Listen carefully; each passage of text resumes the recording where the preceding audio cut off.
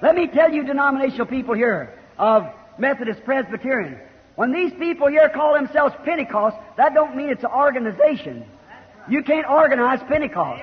Permitam-me dizer a vocês, povo denominacional aqui, da Metodista, Presbiteriana, quando essas pessoas aqui se chamam de Pentecostes, não significa que seja uma organização. Não se pode organizar o Pentecostes. You can have a denomination, but Pentecost is an experience for whosoever will let him come. Whether he's Baptist, Presbyterian, Methodist, black, yellow, brown or white. Você pode ter uma denominação, mas o Pentecostes é uma experiência para quem deixá-lo entrar. Seja ele batista, presbiteriano, metodista, negro, amarelo, moreno ou branco. Don't make any difference what color he is, how big he is, how little he is, how low he is, how bad she is. Doesn't make a bit of difference. It's for whosoever will. It's God's cleansing process for His church. You don't have to be smart. You don't have to be educated. Não faz nenhuma diferença de que cor ele seja, quão grande seja, quão pequeno seja, quão vil seja, quão má ela seja. Não faz nem um pouco de diferença. É para quem quiser. É o processo de purificação de Deus para a sua igreja. Você não tem que ser inteligente. Você não tem que ser instruído. There wasn't but one in his whole group ever had any education. That was Paul. And Paul said he had to forget everything he knew to find Christ. Não havia senão um em todo o seu grupo que alguma vez teve qualquer instrução, que foi Paulo. E Paulo disse que teve que esquecer tudo o que sabia para encontrar Cristo. God's not known by intellectual powers. God's known by an experience through the Holy Ghost. Deus não é conhecido por poderes intelectuais. Deus é conhecido por experiência através do Espírito Santo. Bom dia, amados e preciosos irmãos, que Deus nos enriqueça um pouquinho mais e nos eleve um pouquinho mais neste conhecimento glorioso da sua bendita e gloriosa palavra. Então vamos prosseguir um pouquinho em Hebreus capítulo 6. Porque é impossível que os que já uma vez foram iluminados e provaram o dom celestial e se fizeram participantes do Espírito Santo e provaram a boa palavra de Deus e as virtudes do século futuro, e recaíram sejam outra vez renovados para o arrependimento, pois assim, quanto a eles de novo, crucificam o Filho de Deus e o expõem ao vitupério. Por isso, meus amados e preciosos irmãos, você não deve contentar com uma coisa que não seja a palavra de Deus. Você deve dar valor à palavra de Deus e procurar se esconder nesta palavra, não em uma experiência de A, B, C e mesmo na sua experiência que às vezes é só emoção. Você tem que conhecer o que você tem vivido. Então nós vamos prosseguir um pouquinho até chegarmos a essa conclusão. Então eu vou continuar com a mensagem Hebreus 6, 289. Agora, você pode ser todo trabalhado em emoção através de falar em línguas, gritar, pular, agitar, correr de um lado para o outro no corredor. Nada contra isso. Mas você pode estar pensando que está salvo, sendo que não. Você não está salvo. Sua vida provará o que você é. Jesus disse que ela provaria. Pelos seus frutos os conhecereis. Sua vida provará se você está salvo ou não. Se você nunca abrir sua boca, ela provará o que você é. Só pelas suas ações, sem falar nada. Mas tudo isto, planejado, é emoção. E unir-se à igreja, e eu fui batizado no nome de Jesus, aleluia. Eu sei que tenho aquilo, isso não significa nada. Eu fui batizado no nome do Pai, Filho e Espírito Santo, com a face voltada para frente 3 vezes, eu tenho isso não significa nada. Paulo disse, Prossigamos até a perfeição agora. Estamos falando sobre o perfeito. E se formos atrás disto, você descobrirá que o perfeito é o eleito. O perfeito é o eleito. Eu te provarei isso em poucos minutos, através da Bíblia. Foi o eleito que Deus, antes da fundação do mundo, viu. Ele viu cada um deles. E ele enviou Jesus para redimir aquele povo, não o mundo inteiro. Ele desejaria, mas ele tinha que abrir um caminho para aqueles. E a única maneira pela qual ele pôde fazer foi enviando Cristo para que ele pudesse ser a propiciação de nossos pecados. Mas aqueles que foram eleitos, ele pudesse trazê-los à glória. Este é o plano salvífico de Deus. Pode você imaginar Deus operando o seu ofício de um modo tão negligente, dizendo assim: bem, talvez alguém terá uma triste concepção a meu respeito, verá o meu sofrimento, talvez eles virão e se salvarão. Deus não tem que te suplicar para fazer nada, nenhuma súplica. Você é quem precisa suplicar, não Deus. Então, Cristo morreu para salvar aqueles que Deus, através da presciência, elegeu para encontrá-lo no além, sem mancha ou ruga, antes da fundação do mundo. E ele te viu na glória. Isto é o que a Bíblia diz, em Efésios capítulo 5. Deus predestinou através da presciência. Agora, se você está salvo, você está salvo. E Deus te salva. Pronto. Agora, Deus não te salva nesta noite ou nesta manhã, sabendo que Ele vai te perder de hoje a 10 anos. Se isso acontecesse, Ele está fracassando em seu próprio propósito. Infinita, toda-poderosa e eterna sabedoria. Deus não sabe o suficiente, então, para saber isto, se você resistirá ou se não. Então, quando ele te salva, você diz: bem, eu lhe darei uma prova, eu verei o que ele fará. Então, ele não conhece o fim do princípio. Agora, Deus sabe o que ele está fazendo. E nunca te preocupes com isso. É somente você e eu tropeçando. Deus sabe o que ele está fazendo. E ele sabia se nós resistiríamos ou o que faríamos. Você conhece a história de Esaú e Jacó.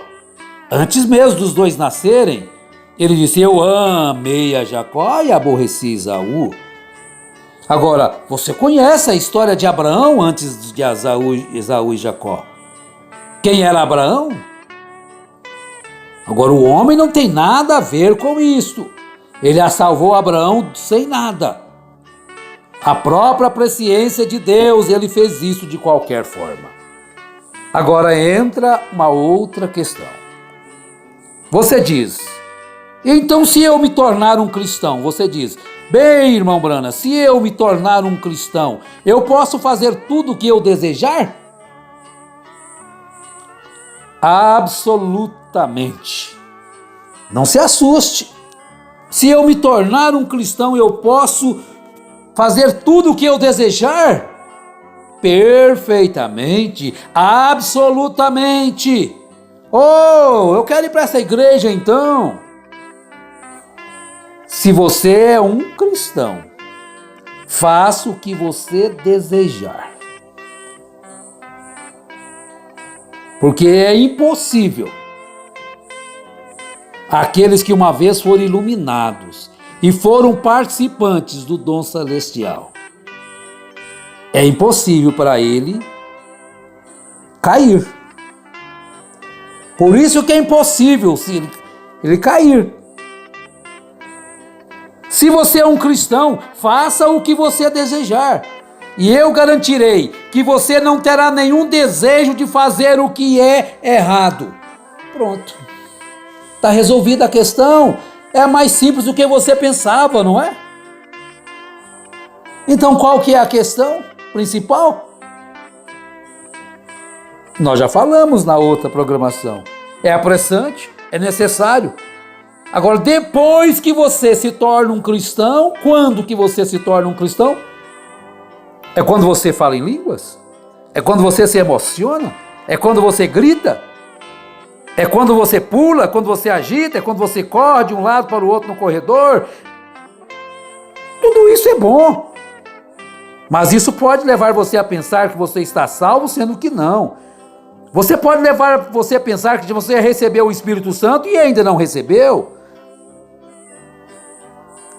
Aí então eu posso fazer o que quero. Claro, você vai provar se você tem o Espírito Santo ou não, é nas suas ações, é nas suas palavras. Ah, então eu posso fazer o que eu quiser, pode, mas o cristão não vai sair aí cobiçando mulheres, matando, roubando, mentindo, enganando, prostituindo. Você fala, eu vou fazer o que eu quero. Pode fazer tudo o que você quiser, se você é um cristão. Oh, que maravilha! Eu sempre fiz exatamente o que eu quis.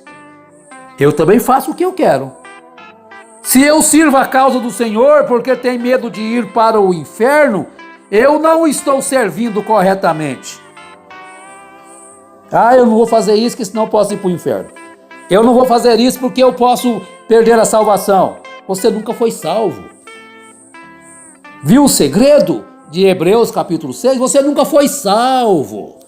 Porque se você já teve a experiência da salvação, você não tem medo do inferno. Você não tem medo de se perder. Eu não estou servindo corretamente se eu estou servindo ele porque tenho medo de ir para o inferno. Se eu vivo fiel à minha esposa porque tenho medo de que ela se divorcie de mim, eu não sou um bom marido. Porém, eu não a feriria por nada, pois eu a amo. É assim que é com Cristo. Quando um homem nasce do Espírito de Deus, não porque ele gritou, falou em línguas ou alguma emoção, mas em seu coração o amor entrou e tirou o lugar do mundo, eu diria que ele ama e ele anda com ele cada dia. Então você não tem que dizer-lhe, está errado fazer isto, aquilo ou aquilo outro. Ele sabe que aquilo está errado e ele sai. Ele é um produto ordenado da graça soberana de Deus. Exatamente. Oh, você não tem vontade de dizer um glória a Deus aí? Eu digo daqui, glória a Deus, aleluia. Isso aqui é você ser salvo.